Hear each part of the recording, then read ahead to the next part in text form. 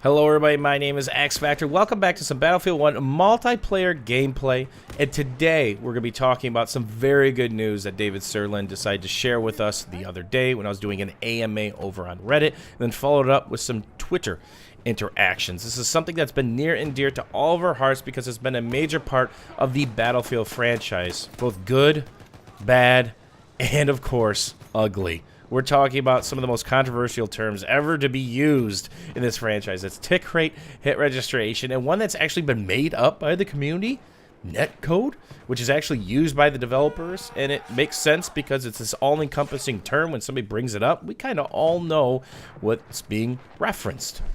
So back in the day, as far as I can remember, the tick rate, the hit registration, was pretty sloppy in Battlefield games. Let's talk about Bad Company 2, where there was a headshot indicator, the tink or the dink of the helmet, the flying blood.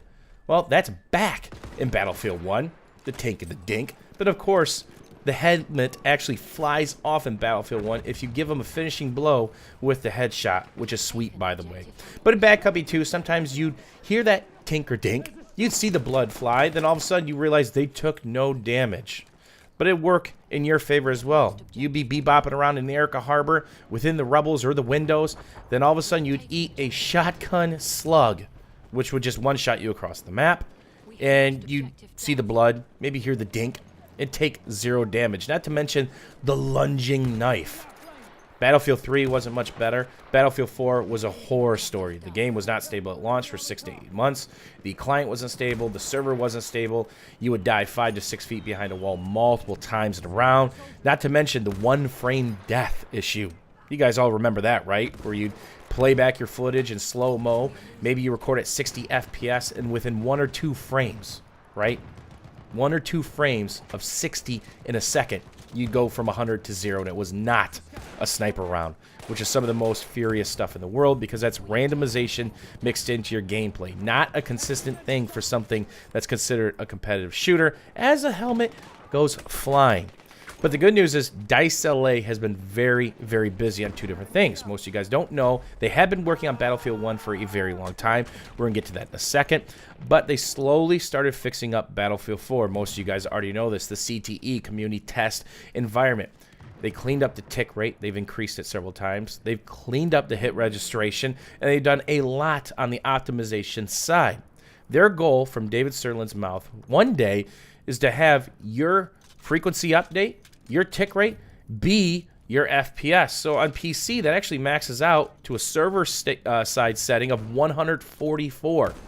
That's absolutely insane. And I was actually part of that testing in Battlefield 4. They tested 144 on PC.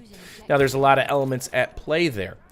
Number one, how many instances of the game can you run on one server? They're trying to figure out how many people they can cram on one hosting server. Is it 3 or 4 instances of the game running at once? Or can you run 164-man at 60 hertz or 164-man at 90 hertz? So all this stuff was being stressed. But that was a long time ago, and there's other good news. David SirLand stated that they've made up to an additional 15% improvements since then. And remember, consoles, your tick rate would be 60 hertz if they're able to nail that down, but there is no confirmation on what the tick rate for the consoles will be at if they're included in the closed alpha or the beta. And remember, Battlefield 1 is just for current gen console and PC. Gone are the limitations that the PS3 and the Xbox 360 brought, not just from a coding or designing standpoint, but also data standpoint. Xbox 360 actually limits how much data can come in and out of the system. So even if DICE was to optimize it, they were not able to push the higher tick rate because they were not allowed to push more data back and forth between the actual console and the servers. And there's actually more good news. David SirLand also mentions that they made roughly 15% more improvements when talking about the tick rate and hit registration and optimization changes from where Battlefield 4 is at now and to where Battlefield 1 is at. So I'm extremely excited for the state of Battlefield 1. I was extremely disappointed with the state of Battlefield 3 and Battlefield 4 at launch. Got pretty excited when Dice LA came in and started fixing things, and the game's been great since they really polish it up. At this point in time, there is absolutely zero indicator that there is a massive hit registration or tick rate problem like we saw with Battlefield 3 or Battlefield 4.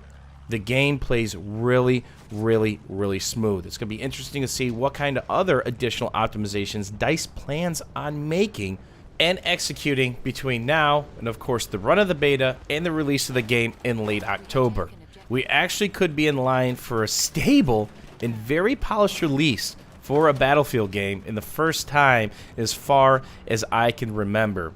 And there's other indicators that we're on the right track. The Frostbite engine is maturing, Battlefield Hardline released very stable, pretty darn bug-free, and Star Wars Battlefront on the Frostbite engine as well. Stable, pretty darn bug-free. So things might be lining up for us as a community in the Battlefield world finally. As always, guys, thanks for watching. Thanks for hanging out. Let me know what you guys think about the Tickrate hit registration changes. Are you excited about launching in the state? And what else do you think? We'll see you guys soon.